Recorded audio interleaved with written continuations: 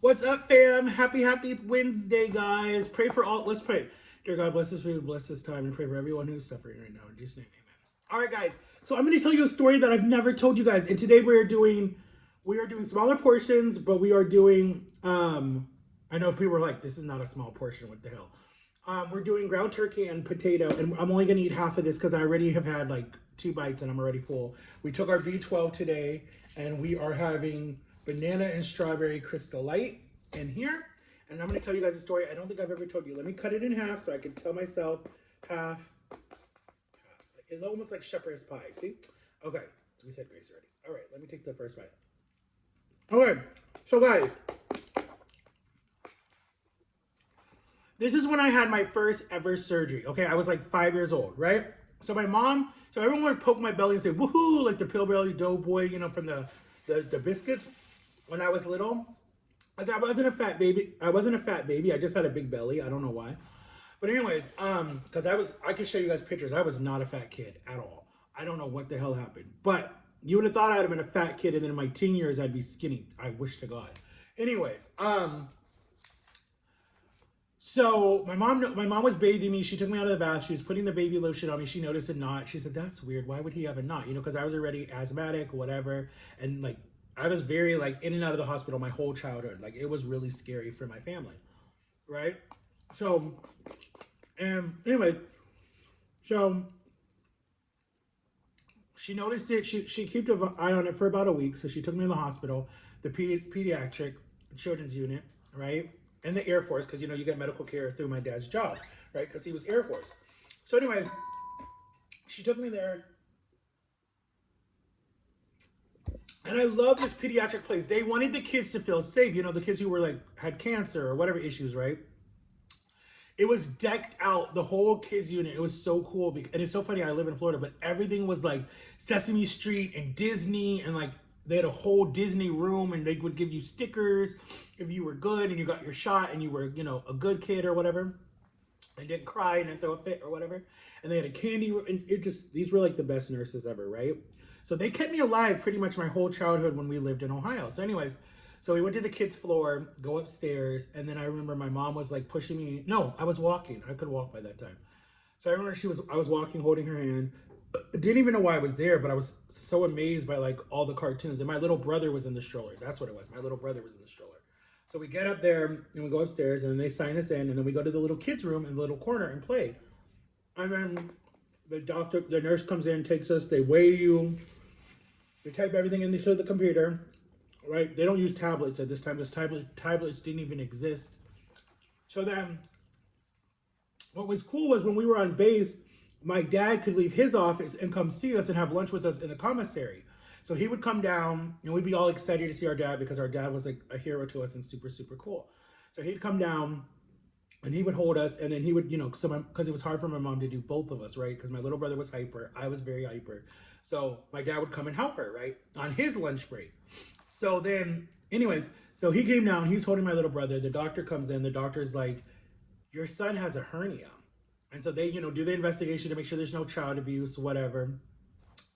They didn't know what was going on. But anyways, so they, child service comes, they talk to us, whatever. They ask you all those questions that a child services ask you. I was little, so I didn't even know what to say, right? So I just said, no, nothing's happening, or I'm okay, or whatever it was. And I don't know, so they could tell that there was trauma, but they didn't know who did it, right? Whatever. So that's another story for another time. So anyway, so so the doctor was like, okay, well, we want to do emergency surgery. We're gonna need to do surgery because this can get worse and this can mess him up later in life, right? So my mom was like, I don't know if I want him to have a surgery. He's just a baby, blah, blah, blah, blah, blah. Because I was in and out of the hospital with asthma. They're like, well, what if it, because they were told that my lungs like were so bad, like I couldn't do any major surgery. I couldn't be on certain medication because my lungs could collapse and I could die. Like it was really bad when I was a baby. So she was just like, I remember her being emotional. And I remember my dad, like, I remember going up to her because I'm very like affectionate. I'm such an affectionate person. Like if I see someone crying, I'm gonna go give you a hug or try to like hold your hand or something. And I just remember like whatever it was, I stopped playing the toys and I went and gave her a hug. And then she was like, oh, thank you, sweetie, or whatever, something like that. And then they put my, they put my clothes back on because I think I was like in a diaper or whatever it was, right? Because it took long for me to be potty trained. I'll just be honest, it did. Um, so I remember putting my clothes back on, and then I remember, I remember being, I remember the next week they did the surgery. And I remember the surgery exactly, guys, because it was a little scary. I remember the nurses were so tall to me for whatever reason. The room was really cold. I remember my mom couldn't come back with me. Or no, she prepped me and everything, got me ready. And then I remember like I was crying because I didn't want to leave her. I didn't know what was going to happen. And like my mom and dad were like, okay, if you do good, we'll take you to McDonald's. We'll get you a Happy Meal, something like that, right? My mom was very big on bribing. I don't know why. But anyways, so they put the needle in my arm. They said, can you count back from 10? So I started counting and I was like 10, 9. I think I only got to like 7 and I fell asleep. Best sleep of my life, I remember. And then I remember waking up. Guys, I couldn't even lean forward. You do not understand how much you use your stomach muscles until you can't use your stomach muscles when you have a stomach type of surgery or anything, right? Oh my God, leaning forward like this, like I'm like this on the table and I try to lean forward. Oh my God, right in here hurts so freaking bad. I literally cried every time I had to move. So then the nurse was like, yeah, he's going to be pretty much in the bed for like a good 2 weeks. We want to see him after the 2 weeks. Change his dressings, all the different stuff that they were telling him to do. So I remember my dad picked me up, and then I got to keep the nightgown that I was in. I have a picture. I might try to see if I can find it on my Instagram. I have a picture. Um, so I keep the nightgown I'm in. I come home, and then they put me in their bedroom because it was a big enough bed that like I could sleep next to my mom. And my little brother wanted to come in, but they were like, you can't jump next to your brother. It'll hurt him. Be careful, be careful. But he was so sweet and so kind and so like gentle. And then I remember my friend came, everyone brought me like ice cream and balloons and a teddy bear. And like I got doted on and it was really fun. And then I remember one day, like they were all downstairs. I don't remember if they were downstairs doing something. And I took a nap and I woke up and it was like 2 or 3 in the afternoon. And I was like, I have to go downstairs. I cannot be upstairs all day. So I pushed myself. I kind of try to like lean up and I'm like, and I'm like crying, crying, crying. So then I like pick myself up. I lean over on the side of the bed. I fall to my knees because I was just like in so much pain. And then I like push myself up and walk down the hallway to the stairs. And I went step by step by step by step by step by step all the way down. There was 12 steps, right? 12 steps. So I go down all 12 steps, get down to the right in front of the front door, and then I come in the kitchen. My mom's like, what are you doing up? You're not supposed to be up. And I'm like, I couldn't stay upstairs. I was miserable. I wanted to see outside. So she's like, okay, if you can do it, it's fine. So I remember my little brother, he helped me. He held my hand, and we went and sat on the back porch on the deck.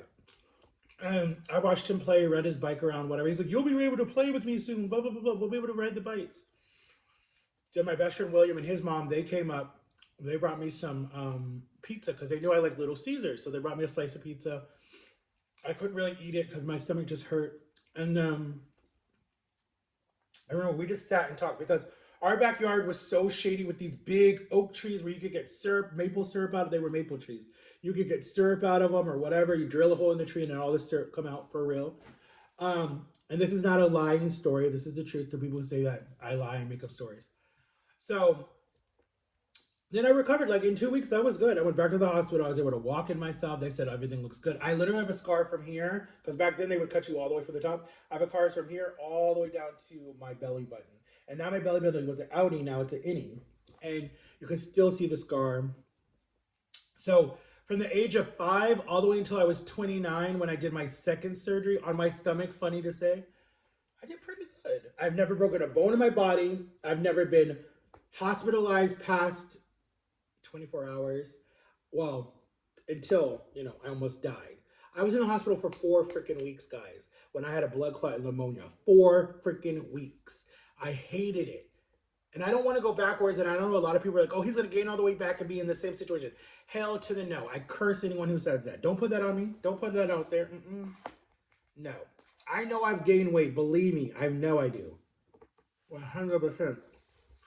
But I did pretty healthy. Like, I was really proud of myself because from like the age of 5 to the age of 29 before I did another surgery. That's a long time. No broken bones, nothing. Well, that's a lie. I just broke. I lied. My brother broke my jaw, so I guess technically you could say that's a broken bone. But when they were doing the X-ray when I did my surgery, no. When I went to Texas in 2020, and I had a really bad tooth, and I needed to get it pulled, but I had no dental insurance because they kicked me off of my dad's when I turned 26, right? And I wasn't working. So, anyways, so I had a cavity, a really bad cavity, and it hurt, guys. Tooth pain